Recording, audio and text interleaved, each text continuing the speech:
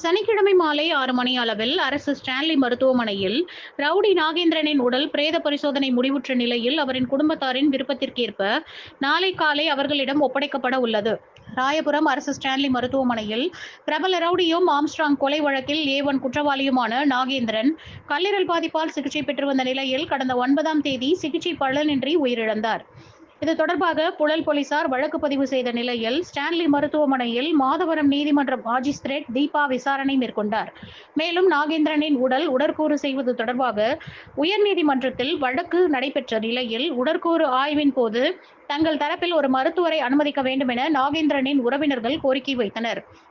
அந்த கோரிக்கை வழக்கை விசாரித்த நீதிபதி சதீஷ்குமார் அக்கோரிக்கையை ரத்து செய்து உத்தரவிட்டார். மேலும் நாகேந்திரன் உடலை ஓய்வு பெற்ற கீழ்ப்பாக்கம் கல்லூரி முதல்வர் டாக்டர் செல்வகுமார் தலைமையிலான மருத்துவ குழுவினர் உடற்கூறு ஆய்வு செய்வார்கள் எனவும் அதனை முழுமையாக வீடியோ பதிவு செய்ய வேண்டும் எனவும் அவருடைய உடல் மாதிரிகளை பத்திரப்படுத்தி தடயவியல் துறைக்கு அனுப்ப வேண்டும் எனவும் உத்தரவிட்டிருந்தார்.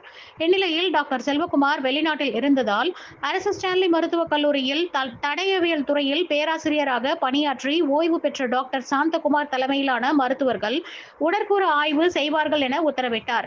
உயர்நீதிமன்ற நீதிபதியின் உத்தரவை தொடர்ந்து அரசு ஸ்டான்லி மருத்துவமனையில் நாகேந்திரன் உடல் உடற்கூறு ஆய்வு செய்யப்பட உள்ளது.